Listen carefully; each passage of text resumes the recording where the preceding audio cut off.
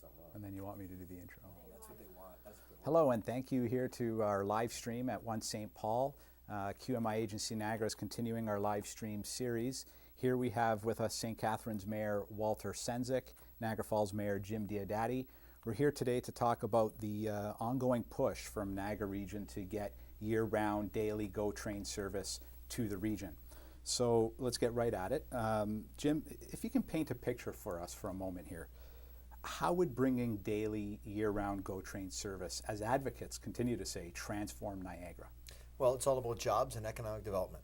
And it's nice to save and to cut, but you can't cut your way to prosperity. We have to wisely invest our way to prosperity. And GO train, and if I could quote Spencer Fox, president of ES Fox, he quoted this, he said, GO train will be the economic silver bullet for Niagara.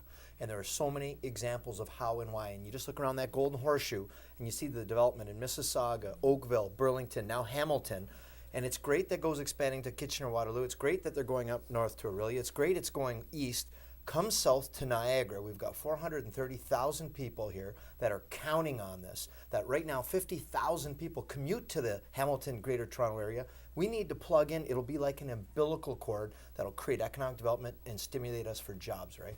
Walter, we hear, and we've seen it both in our stories and when we're out in the community, that it seems like there's a unanimous level of support in Niagara. It's kind of uncommon in Niagara to get, where parochialism sometimes has won through. We have Niagara region, it's their number one priority. The educational sector is behind this. The business sector is behind this. Talk a bit about that. How important is it to get the message across when we have one voice in Niagara? Well, I think this issue clearly demonstrates that there's a complete alignment on the importance of getting GO into Niagara, GO daily commuter service into Niagara. I don't think there's been a time where we've had that kind of unified push, unified thinking where whether you're from Waynfleet, Fort Erie, Grimsby, or Niagara-on-the-Lake, that the elected officials, the business people, the community groups, the schools are saying GO to Niagara is the priority. And if the provincial government doesn't see that, then shame on them. Mm-hmm. Now, Walter, this can go to you as well. How do you respond to Metrolinx, however? They spoke to me yesterday and they said that, they don't plan at this time to implement Niagara in their plan. There's no funding for it. They haven't got a directive to do it. How do you respond to that? Because we have the advocates saying this can happen, this should happen, and then you have those who would be implementing it saying it's not a priority right now.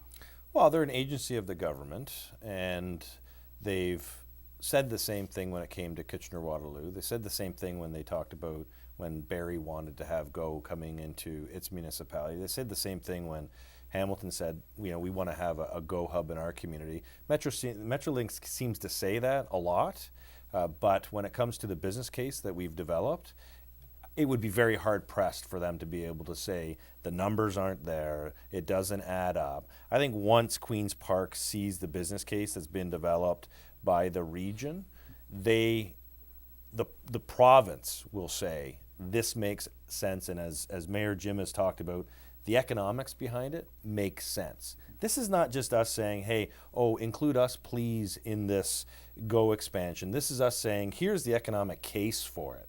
And the economic case, in my opinion, is rock solid. So we're going to take that case to Queen's Park and we're going to say, how can you say no to something that's going to have an economic impact, not just on Niagara, but Ontario?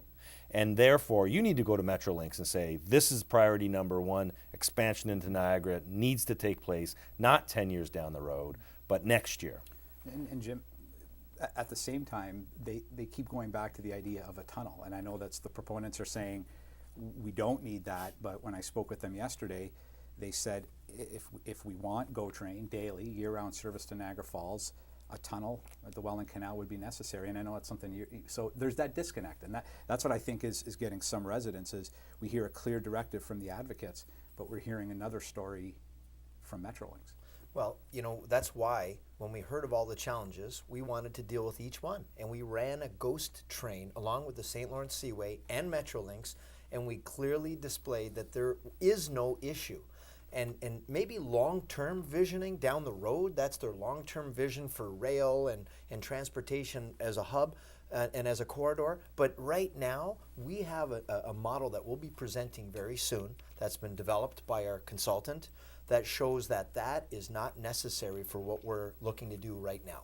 That is not necessary. And I can appreciate where Metrolink says Niagara is not a priority, and as Mayor Sendzik said, that's what they said everywhere else. The other thing I'd say to you is maybe your furnace isn't a priority either until it breaks down, and then it becomes a priority. And maybe your tires aren't a priority, but if you wake up in the morning and you have 4 flat tires, it's a priority. So priorities shift depending on needs and wants. And I can say to you right now, this is not a want, this is a need for Niagara. This is exactly what we need. We need to plug into what's happening in the GTA, like an umbilical cord, and at the same time, as we sit here, high-speed rail is being built in Niagara Falls, New York to link New York City. We are the connect through Niagara. How can we miss this? This is a huge opportunity, not just for Niagara, for the province. It's a need. Now, I just want to add on to that.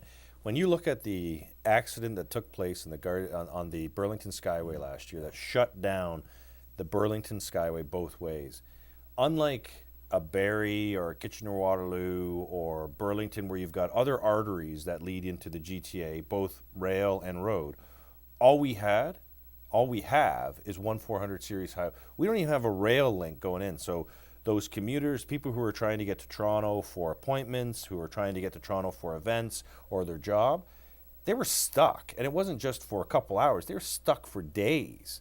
If that doesn't show the province the need for a secondary infrastructure, transportation infrastructure like rail, I don't know what else you can show them that's why this connection for GO Train would alleviate some of those problems that occur when you have a major accident on a 400 series highway from Niagara going into the GTA. So do you feel that this business plan, that you folks have developed, will it change the mind of Metrolinx? Because at the end of the day, it is the provincial government who gives them the directive.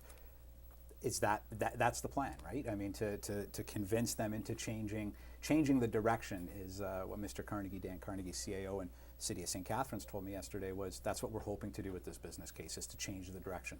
Well, we had a great meeting with the Premier last year, and she gave us a directive. Go out and do your business plan. She assigned some of her staff. She brought Ministry of Transportation along with their chiefs of staff. They're taking this very serious, along with rock solid support from Minister Bradley. We're going to bring this forward. We've done exactly as she asked, and ultimately, at the end of the day, it's a political decision.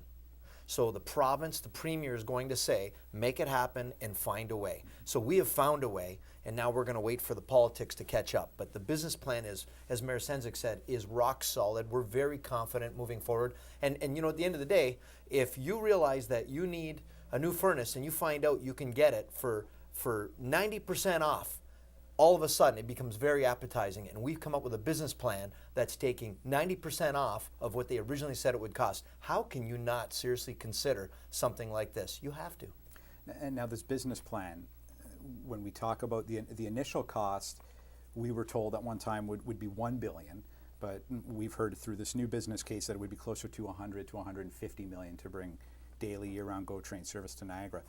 Walter, can you just explain to us what would that 100 to 150 million entail? What are we talking about? What exactly would that money buy? Well, the investment goes into, the 100 million goes into the infrastructure line between Niagara Falls and Hamilton. So it's within the context of what's happening in Hamilton. I think viewers have to understand that Hamilton is emerging as a secondary transportation hub in Ontario. You look at the infrastructure that's being put into the James Street GO station. That's not just a GO stop that you would find on Appleby or you would find in Ancaster. It is actually a hub of which there's connection points from intermunicipal transit that go into it. What this business case has shown is that we can use existing lines and repurpose existing facilities like the ones in St. Catharines that were the former VIA station, and at the same time connect into that Hamilton hub. And that reduces the amount of cars that you would need to have. What's another word for cars on the train? The passenger car trains. rolling yeah. stock. So, well, We're obviously rail techno people. yeah, we can go on that one. But looking at the number of cars required, we can reduce that because it's not a direct line into the lakeshore line that goes into Toronto.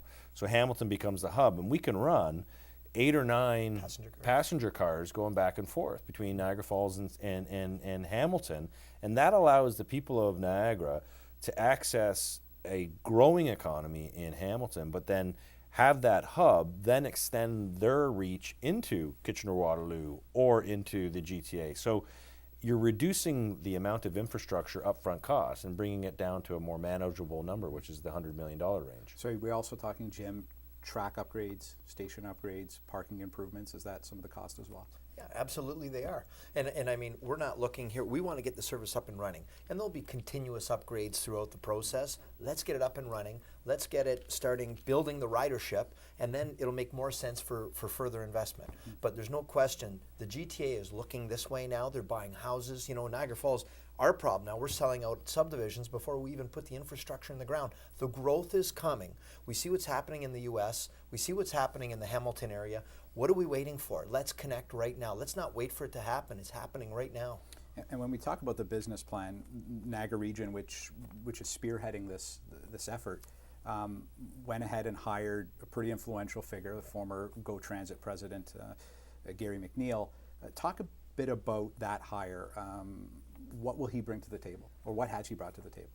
Well, first, just because I think Jim can speak to the talents of Mr. McNeil, but I'll say he's under contract. We didn't hire him; he's been brought under contract as a consultant. So, Yeah. just want to clarify that point. Well, you know, if you wanted to get some hockey expertise and you were able to bring in a Wayne Gretzky or a Mario Lemieux, I think you'd figure you're doing pretty good. Well, that's what we've done essentially. We've taken the top guy in rail, you know, arguably top guy in the country, to come help us. He has for 14 years found solutions for very delicate and you know, complex problems. We have something that's not that delicate, not that complex, and he's come up with a solution.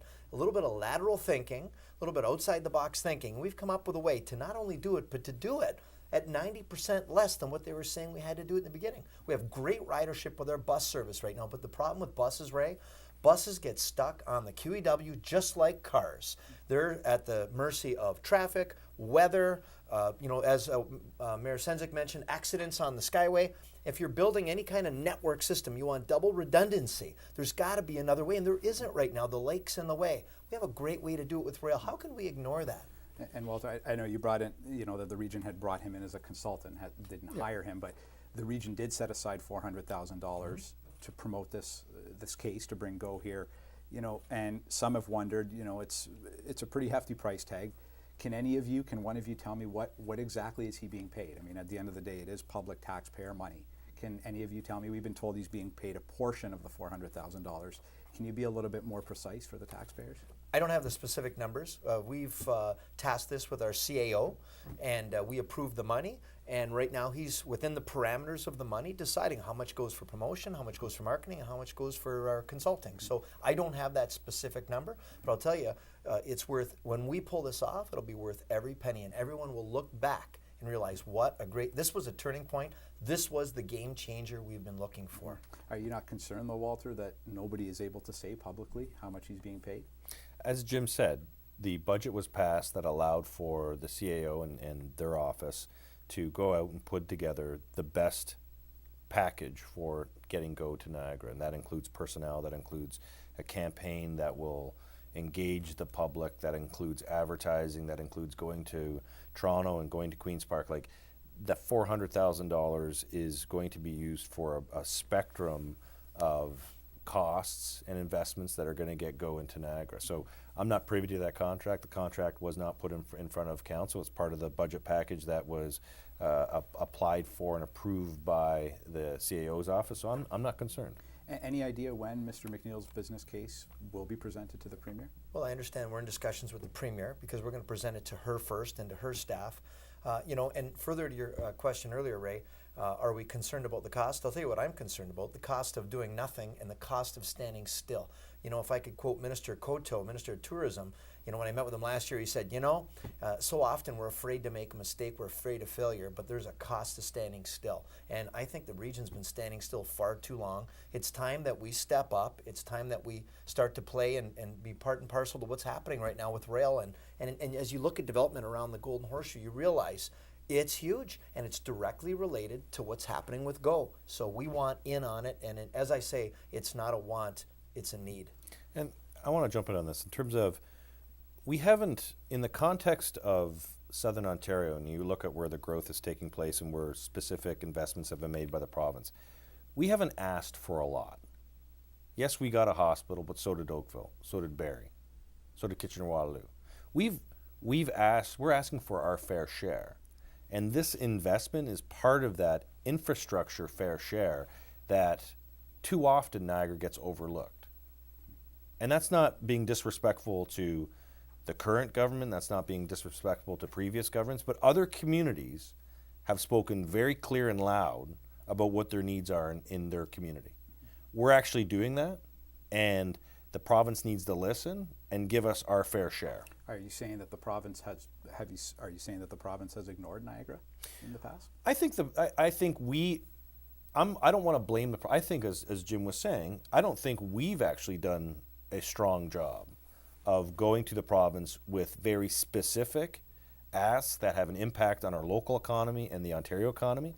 I don't think we've done a good job of putting a package together of what Niagara needs to grow and be an even bigger part of the Ontario economy. I think other communities have. I think KW's done a wonderful job. I think London has done a wonderful job. I think Kingston has done a wonderful job of getting to the table at Queen's Park and saying, here's specifically what we need. I don't know if we've really had our act together to get a lot of those big asks through to completion. This is one example of we're on the same page. And when you say fair share, obviously the province of Ontario has identified $14 billion that they're hoping to spend on transportation improvements over the next decade. Outside the GTA. Outside the GTA. So that's $14 billion that's available outside of the GTA. The 100 to 150 million, is that what you're saying? The fair shake, if 150 million of that 14 billion? That doesn't seem unfair for me.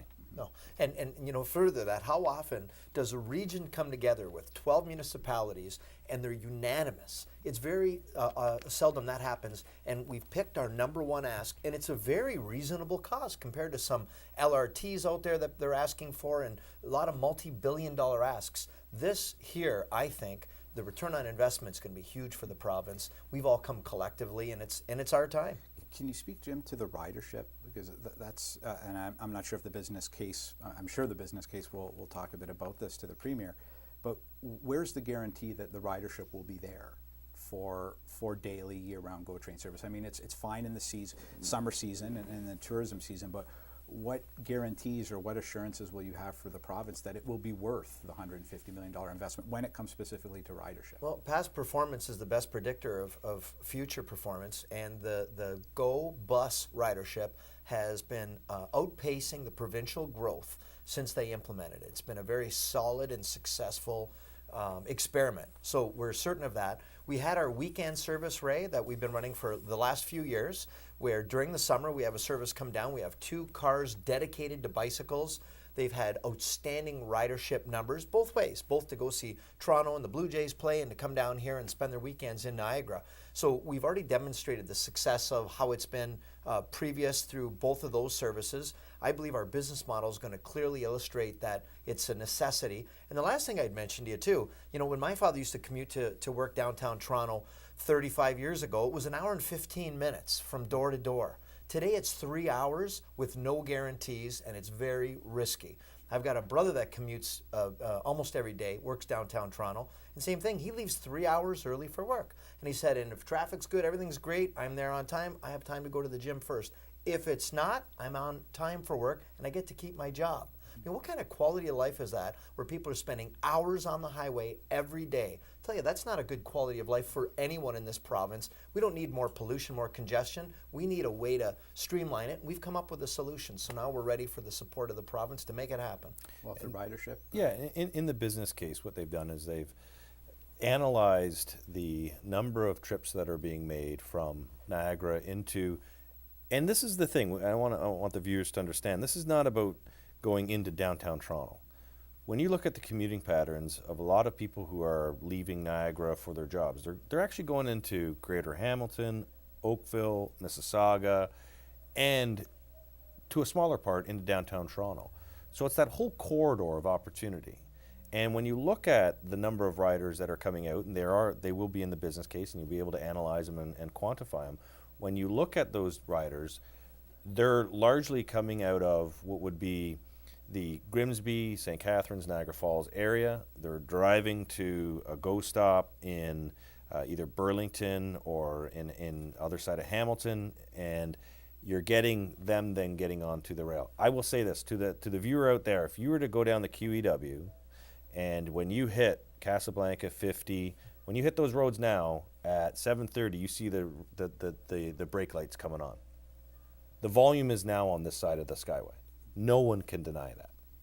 And so if the government's serious about the environment, if the government is serious about reducing congestion, if the government is serious about moving goods, you got to understand where that traffic pattern and congestion is starting to take place, and it is on this side of the Skyway. And it's either, as Jim said, we wait until it's broken and then we fix it, or we actually be proactive for once and put in place an infrastructure that will alleviate the traffic so we don't have to talk about expanding the QEW. We can't afford to expand the QEW. That should not be a government option. Can you provide for us, Jim, what the ridership figures have been like in Niagara Falls? I don't have them at my fingertips. If I knew you were going to ask, I would have had that for you. But I know that when we were meeting with Metrolinx in the St. Lawrence Seaway, our growth was 20%, where the provincial average was 3%. So is that for bus service? That was for bus service. So we were far outpacing the provincial growth average. There's obviously a need, and that's with bus. There's so much of a strong desire to be on one mode of transportation so that you can plant yourself in your seat, even if it takes longer, but it's productive time. You can work on your computer, you can read, you can talk on your cell phone, you can sleep, you can do sit-ups, whatever it is that you want to do, but rather than the stress of sitting behind that windshield, which has lost productivity, which Ontario can't afford any more of. Until you're able to convince, if you're able to convince the province to bring daily year-round GO train service to Niagara. There's no if. No, I was going to say no if. Is there not a possibility, though, and I have heard this from some of our readers, is there not a way to maybe improve the summer tourist season? It seems like it's hit and miss. There's service for some weeks and then it's off and then it comes back in the summer. Is there not a way maybe to get in the interim, maybe from May straight through October, maybe have straight GO train service? Well, let me jump in on that one. That's great for tourism, but we're talking about much more than just tourism. We're talking about people commuting for their jobs. And if I could use one example that, again, Spencer Fox brought to me, he said, I'm having a hard time hiring and finding good engineers. And my first question was, are you not paying them enough, Spencer? And he said, fair question, but no, I pay them enough. The problem is when I hire the engineer, the spouse has to find work. And when they find out that they're going to have to commute by car to find a job of equal or better employment, they don't take the job. Mm-hmm. So as a result, we're not getting either. We're losing both. So, and the beauty is, some people said, well, boy, do you want this to be a bedroom community? I watched my father commute to Toronto for 35 years, and he'd bring his paycheck back to Niagara every day, and we bought everything here, our houses, our cars, our groceries, played minor sports. We spent all of it here. So as those people with those good jobs live here in Niagara, it's going to help everyone else with a better quality of life. So is it an all or nothing proposition? Is that what you're saying? Like, can we not get that maybe in the interim until we can get it year round? No, our solution is for economic development, daily commuter rail service. That's what we want. And when they have that, it'll, as an automatic, easy extension, we'll get that extra tourism piece. But this is what we need, and this is why we're doing it. This is for jobs. This is for the economy. This is the number one issue in people's minds, jobs in the economy. And we've come up with a solution. We've come up with a way to do it for 90% less than what they were saying they wanted to do. We've got a united region. What more do you want us to do? We put skin in the game. What more do you want us to do? And we talk about the United Region. Tomorrow there's a public rally at the Via Rail Station in Niagara Falls at 11:30 a.m. Talk a bit about that, Walter. Who do you hope? Who do we expect to see out there, and who do you hope will show up as well? Well, I think you're going to see a lot of people. It's based on the feedback on social media. You're going to see a lot of business folks, a lot of community folks. You're going to see students from our post-secondary institutions there. I think you're going to have Mayor Jim's going to tie himself to the rail line, and A lot of people have offered to help tie me there. I don't know what that's all about. But I think you're going to. I know you're going to see a lot of people. It's a kickoff. It's the kickoff of a campaign, a strong campaign that will be driven through social media by engaging people to contact their local MPPs. They'll be able to sign up online. They'll be able to do Instagrams and say, how would I use Go? And that's the important thing, and I think as Mayor Jim's talked about, it's the tourism side is an important component of our economy, and the growth of Go will continue to support that sector. But more importantly, it's showing how Go contributes to someone's life. So it's that person who works in Toronto, who is able to articulate, this is what my life looks like now, and this is what it would look like if I could take Go. It's about the person who wants to go to Toronto but doesn't have ways and means. They can go on, they don't have a car, or they got a family of 4 that they want to go to the Blue Jays game. They'll be able to explain why they want Go into our community. And the previous question you asked about tourism, when those readers talk about, well, let's just get the Go in here for tourism, that's an interim. That's not the argument that Barrie made, and that's not the argument that KW made. Why should we have to settle for that? It's not fair. And so we're closer to Toronto than Barrie. We're closer to Toronto than Kitchener-Waterloo, but we continuously got overlooked. So now it's our time to get that investment of Go into our community. That is the umbilical cord that connects our economy into the GTA. And as Jim will tell you, it's the umbilical cord that connects our economy into the United States, because Mayor Jim has a wonderful opportunity right across the Niagara River taking place in Niagara Falls, New York. And elaborate on that. Well, yeah, high-speed rail. I mean, and that's the future. You go to Europe, you go to Asia, it's high-speed rail. And they're building high-speed rail as we speak in Niagara Falls, New York, because Obama sees the need for expedited transportation corridors through the Empire Corridor and all the way down the eastern seaboard. So we have a chance to do the same thing right here, right to the GTA, effectively connecting Toronto and New York, the 2 economic epicenters of North America. How could we miss out on this opportunity? I'm surprised that we even have to make such an argument for such an obvious thing, but that's okay. We'll make that argument. We've made that argument. And as Mayor Sendzik said, it's time now. Let's make it happen. We've done everything that we need to do. How much more begging do we need to do? And I can tell you, I know the Premier wants this to happen. It's obvious she does. She just asked us to put together the argument to help make it irrefutable. And we've done that. We've done that. We've brought it. Any concrete date, or is there a time frame specifically when the plan is going to go to the Premier? We're aiming before the budget. So the budget is being prepared right now, and the goal, as I'm to understand, is that they're looking to get the meeting before the end of March, so that as they head into their budget, this will be first and foremost in the Premier's mind. Are you expecting an announcement during the budget, or will that be a little bit too soon? Well, we had a by-election and we had an election, and it was mentioned both times as something that was going to happen.